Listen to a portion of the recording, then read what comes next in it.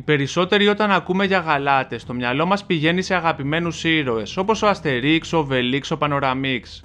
Λίγοι όμως γνωρίζουμε πως τον 3ο π.Χ. αιώνα μια πολυπληθής γαλατική ορδή, που καθόλου δεν έμοιαζε με τους παραπάνω συμπαθέστατους ήρωες, εισέβαλε στον ελλαδικό χώρο, σπέρνοντας τον δρόμο και απειλώντας, όπως θα δούμε, ακόμα και την ίδια την ύπαρξη του ελληνισμού.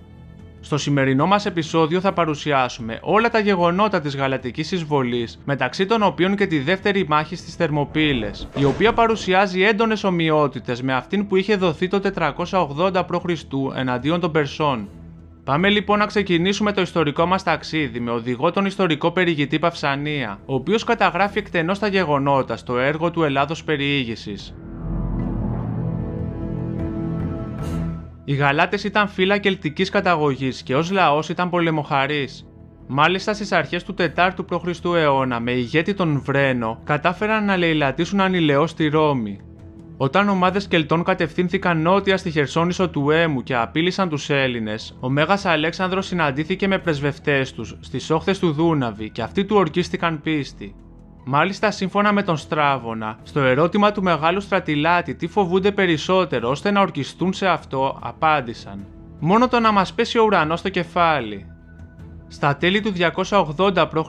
οι Γαλάτες αποφασίζουν να εισβάλλουν στον ελλαδικό χώρο. Βρισκόμαστε σε μια εποχή που οι φιλόδοξοι διάδοχοι του Αλεξάνδρου ακόμα ερίζουν για τις κατακτήσεις του, ενώ στον κυρίως ελλαδικό χώρο έχουμε τη σταδιακή παρακμή των παραδοσιακών πόλεων κρατών και την δημιουργία ισχυρών ομοσπονδιών, όπως η Αιτωλική και η Αχαϊκή Συμπολιτεία. Παράλληλα, η ισχυρότερη δύναμη της εποχής, το βασίλειο των Μολοσσών της Υπήρου, δεν ήταν δυνατό να βοηθήσει τους υπόλοιπους Έλληνες, αφού ο Πύρος μεγαλουργούσε στην εκστρατεία του στην Ιταλία. Εκμεταλλευόμενοι τις παραπάνω ευνοϊκές συνθήκες λοιπόν, οι Γαλάτες αποφασίζουν να επιτεθούν και χωρίζονται σε 3 ομάδες. Η πρώτη επιτέθηκε στους Θράκες, η δεύτερη στην Παιονία και η τρίτη στους Μακεδόνες και στους Ηλυριούς. Αυτήν την εποχή τον Μακεδονικό θρόνο είχε καταφέρει να καταλάβει ο ραδιούργος Πτολεμαίος Κεραυνός. Οι Κέλτες του προσέφεραν διατήρηση της βασιλείας του έναντι βαριάς φορολογίας. Αυτός όμως απέρριψε την πρόταση με υπεροπτικό μάλιστα τρόπο. Αυτή η αλαζονία του Πτολεμαίου Κεραυνού έμελε να είναι και η καταδίκη του. Πιστεύοντας ότι ήταν ανίκητος, προκάλεσε τους Γαλάτες σε μια βιαστική ανοιχτή μάχη, όπου οι Μακεδόνες ιτήθηκαν και ο ίδιος τραυματίστηκε βαριά. Τελικά, οι εχθροί τον έπιασαν ζωντανό και τον αποκεφάλισαν. Στη συνέχεια, οι Γαλάτες λαιλάτισαν τη Μακεδονική ύπαιθρο με τρομερή μανία, αποκομίζοντας πλούσια λάφυρα. Τη λύση σε αυτή τη δύσκολη κατάσταση έδωσε ο ικανότατος στρατηγός Σωσθένης, ο οποίος ανέλαβε την ηγεσία του Μακεδονικού στρατού και κατάφερε να εκδιώξει τους εισβολείς. Σύντομα όμως ένας Γαλάτης με ακόρεστη δίψα για αίμα και πλούτη, ονόματι Βρένος, απλή συνωνυμία με το Βρένο που έναν αιώνα νωρίτερα είχε λαιλατήσει τη Ρώμη, κατάφερε να πείσει και άλλους Γαλάτες αρχηγούς να εισβάλλουν εκ νέου στον ελλαδικό χώρο. Γι' αυτόν τον σκοπό συγκέντρωσε μια τεράστια στρατιά που σύμφωνα με τον Παυσανία αποτελούνταν από 152.000 πεζούς και 20.400 ιππείς. Στην πραγματικότητα οι ιππείς ήταν τριπλάσιοι, διότι σε κάθε ιππέα πολεμιστή αντιστοιχούσαν 2 υποκόμοι, εξίσου ικανοί αναβάτες με δυνατότητα να τον αντικαταστήσουν. Την γαλατική αυτή ορδή ακολουθούσαν και πολυπληθείς άμαχοι, καθώς όπως φαίνεται σκοπό είχαν την μόνιμη εγκατάστασή τους στην Ελλάδα. Ο κίνδυνος από τη βαρβαρική επιδρομή ήταν μεγάλος. Ο Παυσανίας αναφέρει σχετικά: «Οι Έλληνες γνώριζαν ότι αυτός ο αγώνας δεν γινόταν για την ελευθερία τους, όπως τότε που αντιμετώπισαν τους Πέρσες. Δεν έφτανε πλέον να προσφέρουν γη και είδωρ. Τα γεγονότα που συνέβησαν στη Μακεδονία, στη Θράκη και στην Παιονία ήταν ακόμη νοπά στη μνήμη τους. Κάθε άντρας ως ξεχωριστή μονάδα και κάθε πόλη συνολικά συνειδητοποίησαν ότι οι Έλληνες είτε θα νικούσαν είτε θα αφανίζονταν». Αρχικά οι επιδρομείς κατευθύνθηκαν εναντίον των Μακεδόνων, αλλά ο Σωσθένης και πάλι κατάφερε να τους προξενήσει αρκετές απώλειες και έτσι αυτοί αποφάσισαν να κατευθυνθούν νότια. Για την αντιμετώπιση των Γαλατών συγκροτήθηκε μια συμμαχική δύναμη που όπως προκύπτει ξεπερνούσε τις 25.000 άντρες. Οι Βιωτοί έστειλαν 10.000 οπλίτες και 500 ιππείς, οι Μεγαρείς 400 οπλίτες, οι Λοκροί παρέταξαν 700 άντρες και δύναμη ιππικού, οι Φωκείς 3.000 οπλίτες και 500 ιππείς. οι Αιτωλοί έστειλαν ένα μεγάλο απόσπασμα από 7.000 οπλίτες, καθώς και αριθμό υπέων που δεν καταγράφεται, όπως και ελαφρά οπλισμένους πεζικάριους. Οι Αθηναίοι συνέδραμαν με 500 υπείς και 1.000 πεζούς, ενώ σύμφωνα με τον Παυσανία είχαν καταφθάσει και όλες οι αξιόπλοες αθηναϊκές τριήρεις. Βασιλιάς της Μακεδονίας ήταν πλέον ο Αντίγονος Γονατάς, ο οποίος απέστειλε 500 άντρες, ενώ τον ίδιο αριθμό έστειλε και ο Σελευκίδης βασιλιάς Αντίοχος. Η αρχηγία δόθηκε στους Αθηναίους που είχαν στρατηγό τον Κάλυπο. Ως ιδανικό σημείο αναχέτησης της προελάβουσας εχθρικής δύναμης επελέγει για ακόμη μία φορά το στενό πέρασμα των Θερμοπυλών. Οι Έλληνες αποφάσισαν να στείλουν άμεσα ολόκληρο το ιππικό, καθώς και 1.000 ελαφρά οπλισμένους άνδρες στο Σπερχιό, ώστε να εμποδίσουν τη διέλευση του εχθρού. Αφού πρώτα κατέστρεψαν όλες τις γέφυρες του ποταμού, στη συνέχεια παρατάχθηκαν στις όχθες του. Τη νύχτα όμως, αρκετοί Γαλάτες κατάφεραν να περάσουν τον ποταμό, χρησιμοποιώντας τις μεγάλες γαλατικές ασπίδες τους ως σχεδίες, ενώ μερικοί ήταν τόσο ψηλοί, ώστε διέσχισαν τα νερά περπατώντας τον πυθμένα με το κεφάλι τους να προβάλλει έξω από το νερό. Οι Έλληνες, όταν αργότερα διαπίστωσαν ότι οι εχθροί είχαν διασχίσει τον ποταμό, επέστρεψαν στις Θερμοπύλες, φοβούμενοι ενδεχόμενη περικύκλωση. Στη συνέχεια, ο Βρένος ανάγκασε τους κατοίκους των γειτονικών περιοχών να ξαναχτίσουν τις γέφυρες του Σπερχιού και με ολόκληρο το στράτευμά του διέβη τον ποταμό. Αφού στρατοπέδευσε κοντά στην Ηράκλεια, στη συνέχεια επιτέθηκε στους Έλληνες. Στη μάχη, το ελληνικό πεζικό δεν απομακρύνθηκε πολύ από τον κύριο κορμό, ώστε οι ελαφρά οπλισμένοι στρατιώτες που βρίσκονταν πίσω του να μπορούν να εκτοξεύουν ακόντια και βέλη στους Γαλάτες. Αυτή ήταν εύκολος στόχος, καθώς αρκετοί πολεμούσαν γυμνοί και οι περισσότεροι χωρίς κράνιοι θώρακες, με μοναδικό αμυντικό μέσο τις ασπίδες τους, οι οποίες ήταν σαφώς κατώτερες από τεχνικής απόψεως, συγκρινόμενες με τις ελληνικές. Οι Γαλάτες όμως ξεχώριζαν για το πολεμικό τους πάθος, καθώς ακόμα και τρυπημένοι από ακόντια τα έβγαζαν από το σώμα τους και τα έριχναν πίσω στους Έλληνες. Στο μεταξύ, οι Αθηναίοι έσυραν τις τριήρεις τους στη λάσπη, όσο το δυνατόν κοντύτερα στην ακτή, εξαπολύοντας από εκεί βέλη στους εχθρούς. Οι Γαλάτες περιήλθαν σε δεινή θέση, καθώς τριμωγμένοι σε στενό χώρο δεν μπορούσαν να πολεμήσουν αποτελεσματικά και ο καταιγισμός βελών και ακοντίων τους προκαλούσε μεγάλες απώλειες. Έτσι αναγκάστηκαν να υποχωρήσουν άτακτα προς το στρατόπεδό τους, με πολλούς να ποδοπατούνται και άλλους να χάνονται στα έλλη. Οι συνολικές απώλειες για τους Έλληνες ήταν μόνο 40 άντρες. Μεταξύ των νεκρών Ελλήνων διακρίθηκε για τη γενναιότητά του ένας νεαρός Αθηναίος, ονόματι Κηδείας. Οι συγγενείς του αφιέρωσαν την ασπίδα του στο Δία με την ακόλουθη επιγραφή: «Εδώ στέκομαι λαχταρώντας την αέναη άνθηση της νιώτης του Κηδεία. Είμαι η ασπίδα ενός ένδοξου ανθρώπου. Υπήρξα το μέσο απόθυσης των εχθρών στο αριστερό του χέρι, όταν η μάχη μενόταν ενάντια στους Γαλάτες».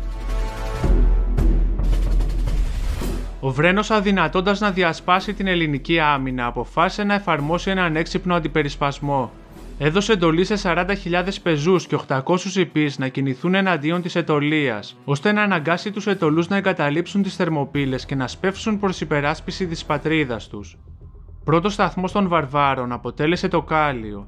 Τις φρικαλαιότητες που ακολούθησαν περιγράφει ο Παυσανίας. Διέπραξαν τα μεγαλύτερα νοσιουργήματα που γνωρίζουμε και δεν μοιάζουν καθόλου με άλλα κακουργήματα των ανθρώπων. Έσφαξαν κάθε άντρα, ακόμα και γέροντες συνήπια. Τα παχύτερα μωρά τα φώνευαν, έπιναν το αίμα τους και έτρωγαν τις άρκες τους. Οι γυναίκες έσπευσαν να αυτοκτονήσουν. Όσες βρήκαν ζωντανές τις μεταχειρίστηκαν με απίστευτη βία. Οι βάρβαροι ασχημονούσαν επ' αυτών συνεχώς, ενώ συνευρίσκονταν ακόμα και με νεκρές γυναίκες. Σύντομα, αγγελιαφόροι έφτασαν στις Θερμοπύλες και πληροφόρησαν τους Αιτωλούς για την καταστροφή. Αυτοί ταχύτατα κινήθηκαν προς την πατρίδα τους. Παράλληλα, στις αιτωλικές πόλεις, όλοι οι άντρες που βρίσκονταν σε μάχημη ηλικία στρατεύτηκαν. Ήταν τέτοιος ο πολεμικός αναβρασμός που επικρατούσε, ώστε ακόμα και ηλικιωμένοι και γυναίκες οπλίστηκαν. Μετά τις θηριωδίες που διέπραξαν, οι Κέλτες πυρπόλησαν το Κάλιο και ξεκίνησαν για τις Θερμοπύλες. Οι εξοργισμένοι Αιτωλοί ακροβολίστηκαν σε δύσβατα σημεία της διαδρομής και παρενοχλούσαν τους βαρβάρους, ρίχνοντας ακόντια, βέλη και πέτρες. Αυτά, λόγω του πλήθους των εχθρών αλλά και της ελλειπούς θωρακίσεώς τους, είχαν εξαιρετικό αποτέλεσμα. Όταν οι Γαλάτες τους καταδίωκαν, οι Έλληνες τρέπονταν σε φυγή και όταν η καταδίωξη σταματούσε, επέστρεφαν, επιτιθέμενοι εκ νέου. Η φωνικότερη σύγκρουση φαίνεται πως έγινε στην περιοχή που σήμερα είναι γνωστή ως Κοκάλια, η οποία ονομάστηκε έτσι καθώς μέχρι και στις μέρες μας οι γεωργικές εργασίες αποκαλύπτουν υπολείμματα θρηματισμένων οστών. Εκεί οι Αιτωλοί κυριολεκτικά εξολόθρευσαν τους εχθρούς, ώστε από τους 40.800 γαλάτες που επέδραμαν στο Κάλιο, ούτε οι μισοί δεν κατάφεραν να επιστρέψουν στις Θερμοπύλες. Παράλληλα, οι Έλληνες που βρίσκονταν στις Θερμοπύλες έζησαν μια τραγική επανάληψη της ιστορίας. Όπως στην πρώτη μάχη των Θερμοπυλών ο Εφιάλτης, έτσι και τώρα, οι Ενιάνες και οι Ηρακλιώτες, επειδή ήθελαν το γρηγορότερο δυνατό να φύγουν οι Κέλτες από τη γη τους υπέδειξαν το μονοπάτι της Ανοπέας Ατραπού. Έτσι ο Βρένος άφησε διοικητή του κυρίως σώματος της στρατιάς του τον Ακιχώριο και με 40.000 άντρες κατευθύνθηκε προς το πέρασμα. Όπως το 480 π.Χ., έτσι και τώρα τη φύλαξη του στενού είχαν αναλάβει οι Φωκείς. Εκείνη την μέρα οι ομίχλοι ήταν πυκνοί, εμποδίζοντας την ορατότητα των Φωκιαίων, οι οποίοι παρότι ευνηδιάστηκαν, αντιστάθηκαν γενναία. Τελικά αναγκάστηκαν να υποχωρήσουν. Πρόλαβαν όμως να ειδοποιήσουν τις υπόλοιπες ελληνικές δυνάμεις, οι οποίες για να αποφύγουν την περικύκλωση από τους Γαλάτες και την τραγική επανάληψη της ιστορίας των Περσικών πολέμων, αποχώρησαν από τις Θερμοπύλες. Ο Βρένος τότε άμεσα κινήθηκε προς τους Δελφούς, με σκοπό να ελεηλατήσει τους πλούσιους θησαυρούς του ιερού του Απόλλωνα. Προς υπεράσπιση των Δελφών έσπευσαν Φωκείς, Λοκροί και Αιτωλοί, οι οποίοι συνολικά έφταναν τις 4.000 άντρες σύμφωνα με τον ιστορικό Ιουστίνο. Οι υπερασπιστές του Μαντίου κατάφεραν να αποκρούσουν την επίθεση του Βρένου. Σύμφωνα με τον Παυσανία υπήρξε και θεϊκή παρέμβαση, η οποία με σεισμούς, αστραπές και κεραυνούς προκάλεσε μεγάλες απώλειες στους Γαλάτες. Παράλληλα αναφέρει πως εμφανίστηκαν φαντάσματα ηρώων, μεταξύ των οποίων και του Πύρου, τρομοκρατώντας τους εχθρούς. Παρόμοια γεγονότα συνέβησαν και κατά τη διάρκεια της νύχτας στο γαλατικό στρατόπεδο, όταν αφόρητο ψύχος κάλυψε την περιοχή, ενώ βράχια έπεφταν από τον Παρνασσό, καταπλακώνοντας πολλούς Γαλάτες. Την επόμενη μέρα οι Έλληνες επιτέθηκαν με αναπτερωμένο πλέον το ηθικό. Παρά την αρχική τους αντίσταση οι Γαλάτες, μετά και τον σοβαρό τραυματισμό του Βρένου, αναγκάστηκαν να υποχωρήσουν. Και η επόμενη νύχτα όμως ήταν εφιαλτική για τους Κέλτες, καθώς στο στρατόπεδό τους επικράτησε σύγχυση και πανικός, με αποτέλεσμα να αρχίσουν να αλληλοσκοτώνονται, χάνοντας 10.000 άντρες.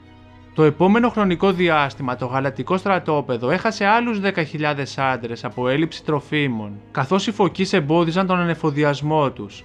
Έτσι αποφάσισαν να αποχωρήσουν, αφήνοντας ανεκπλήρωτη την προσπάθεια λαφυραγώγησης των Δελφών. Στη συνέχεια οι Αθηναίοι ένωσαν τις δυνάμεις τους με τους Βιωτούς και ξεκίνησαν να καταδιώκουν από κοινού τους εχθρούς, σκοτώνοντας σε ενέδρες τους αργοπορούντες.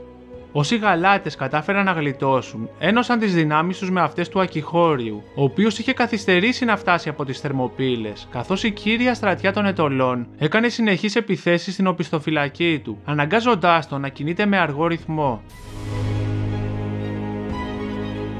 Ο Βρένος, ο οποίος βρισκόταν σε απόγνωση λόγω της συντριβής του, έθεσε επικεφαλής των υπολειμμάτων του στρατού του τον Ακιχώριο και σύμφωνα με τον Διόδωρο τον Σικελιώτη, αφού πρώτα μέθησε με άκρατο ίνο, στη συνέχεια αυτοκτόνησε. Η τελευταία σελίδα του δράματος των Γαλατών γράφτηκε κοντά στο Σπερχιό ποταμό. Εκεί τους επιτέθηκαν Θεσσαλοί και Μαλιείς και κυριολεκτικά τους αφάνισαν. Είναι χαρακτηριστικό πως και ο Παυσανίας και ο Διόδωρος ο Σικελιώτης αναφέρουν πως ούτε ένας Γαλάτης δεν κατάφερε να γλιτώσει. Παρότι παραπάνω εκτίμηση πως οι 200.000 και πλέον εισβολείς εξοντώθηκαν μέχρι ενός φαντάζει υπερβολική, η σημασία της ελληνικής επικράτησης κατά των Γαλατών ήταν τεράστια. Και αυτό επειδή οι Κέλτες δεν είχαν σκοπό απλώς να λαιλατίσουν την Ελλάδα, αλλά να αφανίσουν τους Έλληνες και να την απικήσουν.